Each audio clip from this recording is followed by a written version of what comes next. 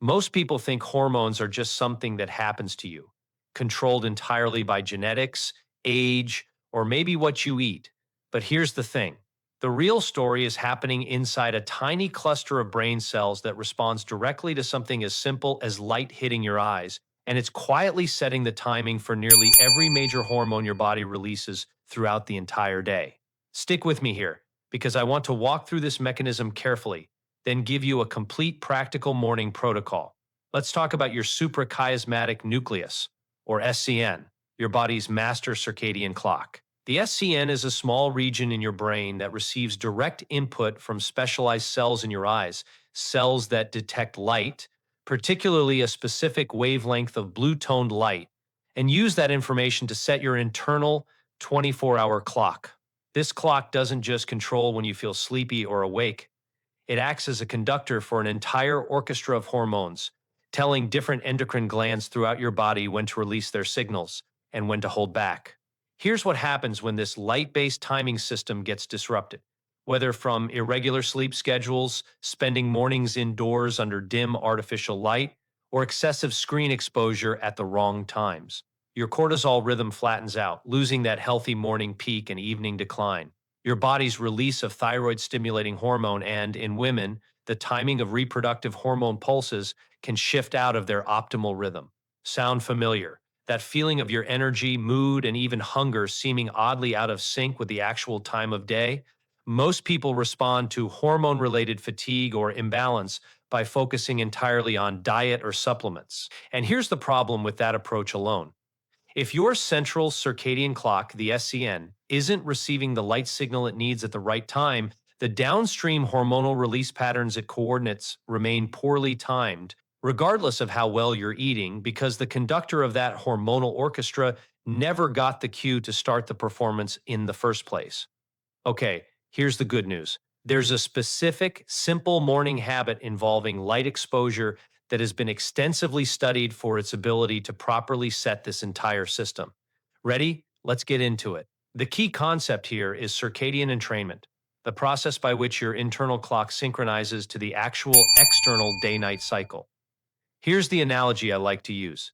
Think of your SCN like the conductor of a large orchestra, and your various hormones, cortisol, thyroid hormone, melatonin, reproductive hormones, as different sections of musicians, each needing to come in at precisely the right moment for the whole piece to sound coherent.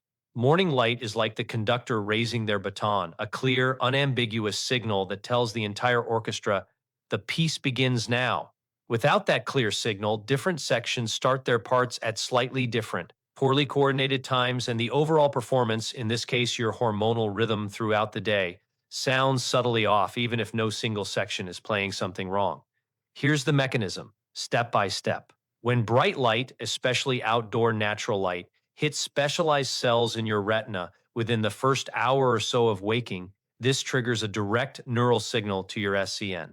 The SCN then sets the timing for your cortisol awakening response, which we've discussed elsewhere on this channel, but this same signal cascades further, influencing the timing of thyroid stimulating hormone release from your pituitary gland, and in women, contributing to the proper timing of the hormonal pulses that regulate the menstrual cycle.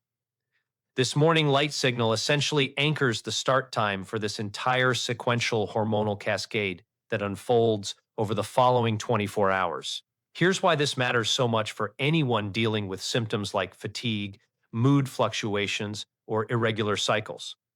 Research has shown that consistent, well-timed morning light exposure is associated with more robust, properly timed cortisol rhythms, and some research has extended this to associations with more regular menstrual cycling in women who previously had irregular patterns, particularly when combined with consistent sleep-wake timing. Now, here's how this connects to why modern life makes this so easy to disrupt without realizing it. Many people wake up, immediately check a phone in dim indoor lighting, get ready in artificially lit rooms, and commute to work indoors, sometimes going hours without any meaningful bright light exposure at all until well into the day. This represents a dramatic shift from the light exposure patterns our physiology evolved under, and researchers studying circadian health have specifically flagged this pattern as a significant, underappreciated contributor to widespread reports of fatigue and hormonal irregularity in modern populations. This is where the specific habit comes in: deliberate, timed morning light exposure, done consistently to properly anchor this entire hormonal cascade. Here's exactly what this looks like. Within the first hour of waking, spend 10 to 15 minutes outdoors or as close to a bright window as possible if going outside genuinely isn't practical that day. This should happen before or at minimum alongside your first exposure to bright screens, since screen light in the same window can help but is generally far less intense than natural outdoor light, even on a cloudy day. Research measuring outdoor light intensity has shown that even an overcast day provides light levels dramatically higher than typical indoor lighting, often by a factor of 10 times or more, which is why genuine outdoor exposure, even briefly, tends to be more effective than simply turning on more indoor lights. My tip: pair this with something you're already doing: drinking your morning coffee or tea outside on a porch or balcony, walking a dog, or stepping outside briefly while your coffee brews, rather than treating this as an entirely separate task competing for time in an already busy morning. Now let's talk about consistency, since timing regularity matters here just as much as the light exposure itself. Getting this light exposure at a wildly different time each day, say 6 in the morning on weekdays and 11 on weekends, sends an inconsistent signal to your SCN, similar to an orchestra conductor giving the starting cue at a different time in every rehearsal. Research on circadian rhythm and shift work has consistently shown that irregular timing, even more than the specific hour chosen, disrupts hormonal rhythms and is associated with a range of negative health outcomes over time. Aiming for a consistent wake time and light exposure window, ideally within about an hour of the same time daily, even on weekends, supports a more stable, properly timed hormonal cascade throughout your week. Let's talk about evening light exposure too, since it works as the counterpart to this morning habit, and neglecting one side of this equation limits the benefit of the other. Bright light, particularly blue-toned light from screens, in the hours before bed sends a conflicting signal to your SCN, essentially telling it that daytime is continuing later than it actually is, which can blunt the clarity of the following morning's signal and contribute to a gradually drifting, poorly anchored rhythm over time. Dimming lights and reducing screen brightness in the couple of hours before bed supports the same system you're building each morning. Now, if you're finding this helpful, this is exactly the kind of thing I like breaking down on this channel, taking apart the real mechanisms behind common health struggles, not just generic get more sunlight advice without explaining the actual hormonal cascade behind why it matters. So if you haven't already, go ahead and subscribe because there's a lot more of this coming. Let's talk about vitamin D briefly too, since it's a related but genuinely distinct topic that often gets conflated with circadian light exposure. Sunlight on skin triggers vitamin D synthesis, which is important for a range of health outcomes, including some hormonal ones. But this is a chemically different mechanism from the light to eye signaling we've focused on today, which works through your visual system rather than your skin. Both matter, but they're not interchangeable, and vitamin D synthesis specifically requires UVB exposure, which varies significantly by season, latitude, and time of day, meaning morning light for circadian purposes and midday sun for vitamin D synthesis aren't necessarily the same exposure. Let's talk about seasonal variation too, since this genuinely affects how practical consistent morning light exposure is, depending on where you live. In northern latitudes during winter, natural morning light may not be available at a consistent, practical hour relative to when most people wake up.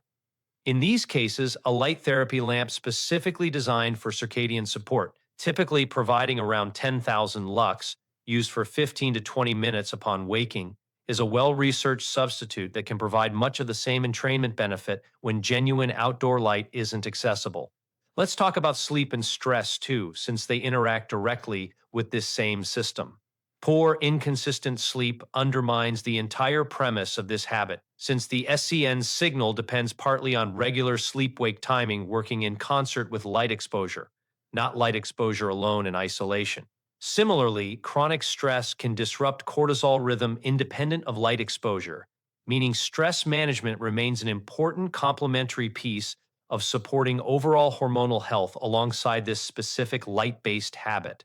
Let's talk timeline because I want it to be realistic here rather than promising instant results. Some people notice subjective improvements in morning alertness and overall energy within just a few days of consistent morning light exposure, since the cortisol awakening response can respond relatively quickly to a clearer, more consistent light signal.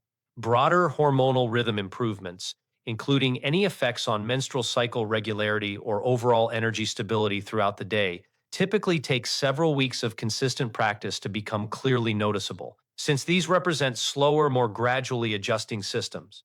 This isn't a replacement for medical care if you have a diagnosed hormonal or endocrine condition, including thyroid disorders or significant menstrual irregularities. This habit works well alongside medical treatment and evaluation, not instead of it, and any significant persistent hormonal symptoms should always be discussed with your doctor.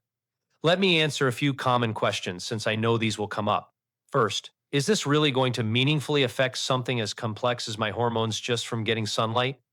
The honest answer is that circadian light exposure is one piece of a larger hormonal picture, not a complete solution on its own. But it's a foundational piece, since your SCN's timing signal genuinely does influence the release timing of multiple major hormone systems. Think of this as supporting the timing and rhythm of your hormonal system, working alongside diet, sleep, and stress management, rather than a standalone fix for any specific hormonal condition. Second, what if I have a job with rotating or night shifts and simply cannot get consistent morning light? This is a genuinely challenging situation, and shift work has been extensively studied for its disruptive effects on circadian and hormonal health. If this describes your situation, working with a doctor familiar with circadian health and considering strategic use of a light therapy lamp timed to your particular schedule tends to be more effective than trying to force a traditional morning light routine that doesn't match your actual wake times. Third, how much does cloud cover really matter for this to work? Less than most people assume. Even a heavily overcast day provides substantially more light intensity than typical indoor environments. So while direct sunlight on a clear day is ideal, a cloudy day still provides meaningful circadian benefit and shouldn't be skipped simply because the sun isn't visible. So here's the bigger picture I want you to walk away with. This was never just about getting some vague, generic sunlight is good for you benefit. It's about a specific brain structure, your SCN, that uses morning light as its primary timing signal to properly sequence the release of cortisol, thyroid hormone, and reproductive hormones throughout your entire day. Consistent, well-timed morning light exposure paired with dimming evening light, consistent sleep-wake timing, and general stress management all work together to support that same underlying hormonal cascade running on schedule day after day. Combine these consistently, and you're giving your body's hormonal timing system the clear, reliable signal it needs to function smoothly, rather than leaving it to guess at when the day has actually begun. If you want to go deeper, my next video breaks down exactly how this same circadian system connects to metabolism and blood sugar regulation throughout the day, and why eating at consistent times matters more than most people realize. Make sure you're subscribed so you don't miss it. I'll see you in the next one.